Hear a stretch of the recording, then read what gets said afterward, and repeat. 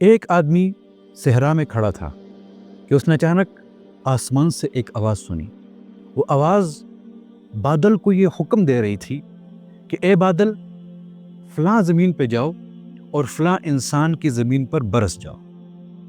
اب یہ بندہ یہ آواز سن کر حیران اور پریشان ہو گیا کہ آیا یہ آواز کہاں سے آئی، اور اگر آئی تو یہ فلاں انسان کی زمین پر برسنے کا حکم اسے کیوں دے رہی ہے۔ جب بادل نے وہ حکم سنا تو بادل کا وہ ٹکڑا آہستہ آہستہ اس زمین کے ٹکڑے کی طرف جا رہا تھا۔ یہ انسان بھی اس بادل کے ٹکڑے کا پیچھا کرنے لگا کہ آیا میں دیکھتا ہوں کہ اب ہوتا کیا ہے۔ جب وہ بادل کا ٹکڑا اس زمین کے ٹکڑے کے اوپر گیا تو اس نے کیا دیکھا کہ وہ بادل کا ٹکڑا اب اسی زمین پر پانی برسا رہا ہے، بارش برسا رہا ہے۔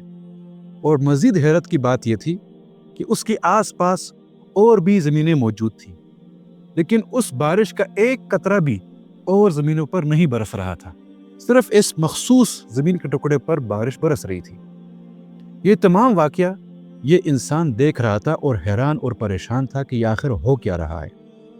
آخر وہ اس زمین کے مالک کے پاس گیا۔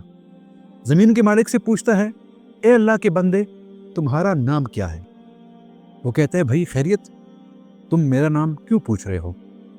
یہ پوچھنے والا بندہ پوچھتا ہے، تمہیں اللہ کی قسم مجھے بتاؤ کہ تمہارا نام کیا ہے؟ وہ کہتا ہے، میرا نام فلاں فلاں ہے۔ اور یہ وہی نام ہوتا ہے جو اس بندے نے سنا ہوتا ہے جب حکم دیا جا رہا ہوتا ہے کہ اس فلاں بندے کی زمین پر بارش برساؤ۔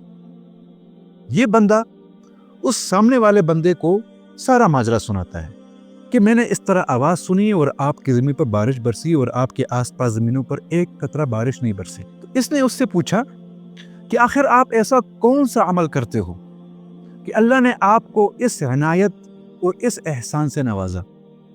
اس نے جواب دیا، اگر تم نے پوچھ لیا ہے تو میرا جواب یہ ہے کہ جب کٹائی کا وقت آتا ہے اور جب میری ساری فصل میرے سامنے ہوتی ہے تو میں اس فصل کے 3 ٹکڑے کرتا ہوں، 3 حصے کرتا ہوں۔ ایک حصہ میں اپنے گھر کی اور اپنی ضرورت کے حساب سے اپنے گھر میں رکھ دیتا ہوں۔ دوسرا حصہ میں اسی زمین پہ لگاتا ہوں تاکہ اس کی پیداوار اگلے سال بھی اسی طرح فراوانی سے آئے۔